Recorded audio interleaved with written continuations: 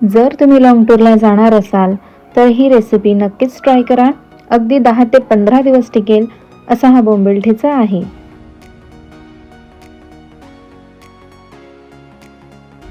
तर आज मी बनवत आहे बोंबलांची रेसिपी आणि अगदी 10 ते 15 दिवस टिकणारी अशी ही रेसिपी आहे.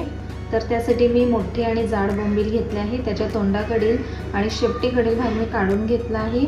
इथून सुद्धा पूर्णपणे क्लीन करून घेतले आहेत आणि ह्यासाठी काय काय जिन्नस लागतात ते सुद्धा मी दाखवते.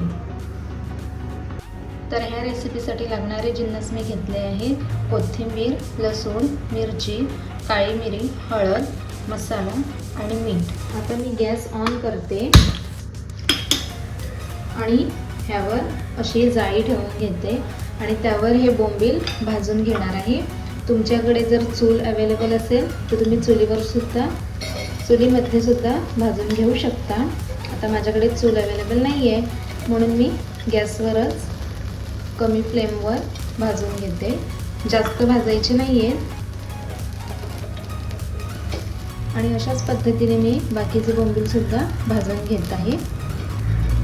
आणि आता इथे मी सर्व बोंबील असे भाजून घेतले आहेत आणि इथे मी आता पाणी घेतलं आहे आणि हे जे बोंबील आहेत ते पाण्यामध्ये टाकून घेत आहे.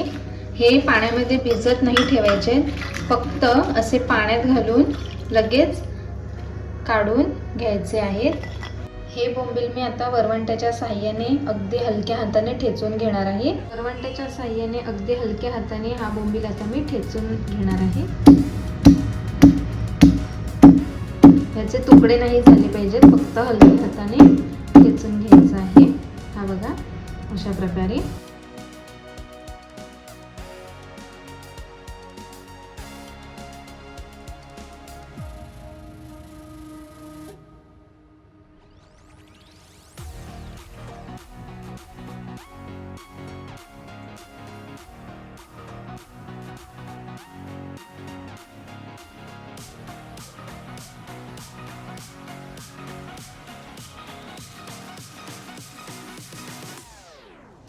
आणि अशा प्रकारे हे बोंबील मी ठेचून घेतले आहेत. अशा प्रकारे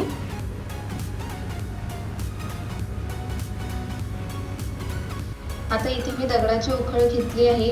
जर तुमच्याकडे नसेल तर तुम्ही मिक्सरमध्ये सुद्धा पेस्ट करू शकता, पण दगडाच्या उखळीमध्ये केलेली जी टेस्ट आहे पेस्टची ती मिक्सरमध्ये नाही येणार. म्हणून मी इथे दगडाची उखळ घेतली आहे आणि त्यामध्ये लसूण, कोथिंबीर, मिरची आणि काळी मिरी टाकून घेतली आहे आणि मी आता हे सर्व ठेचून घेणार आहे.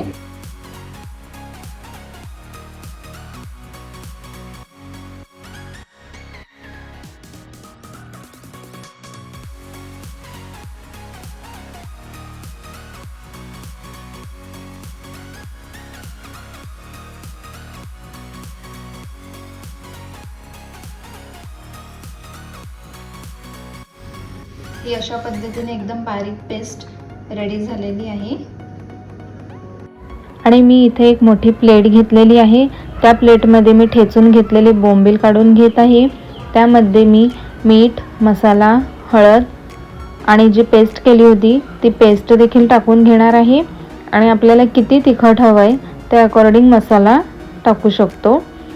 आणि हे सर्व टाकल्यानंतर मी हे व्यवस्थित हलक्या हाताने मिक्स करून घेणार आहे.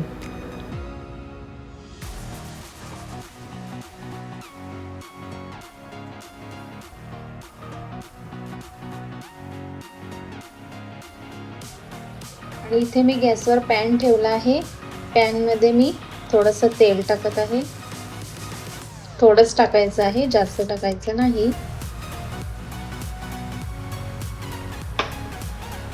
आणि तेल छान गरम झाल्यानंतर ह्यामध्ये एक एक बोंबील सोडून फ्राय करून घ्यायचे आहे.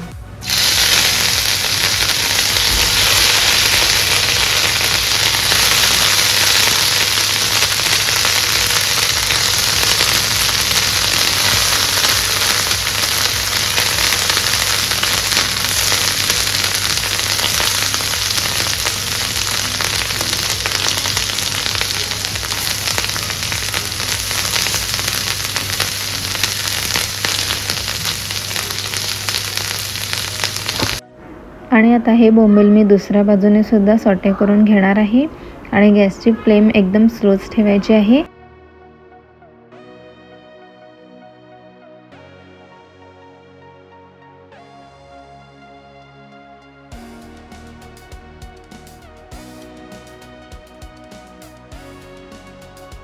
आणि बोंबील जास्त करपू द्यायचे नाहीत.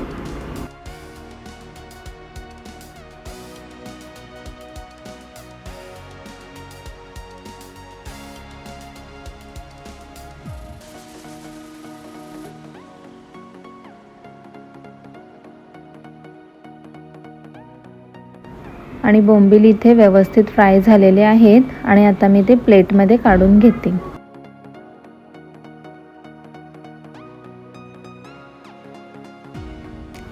एकदम झणझणीत आणि कमी साहित्यात तयार होणारा बोंबील ठेचा रेडी झालेला आहे. जर ही रेसिपी तुम्हाला आवडली असेल तर चॅनलला सबस्क्राईब करा, लाईक करा आणि कॉमेंटमध्ये सांगायला विसरू नका. Thank you for the watching.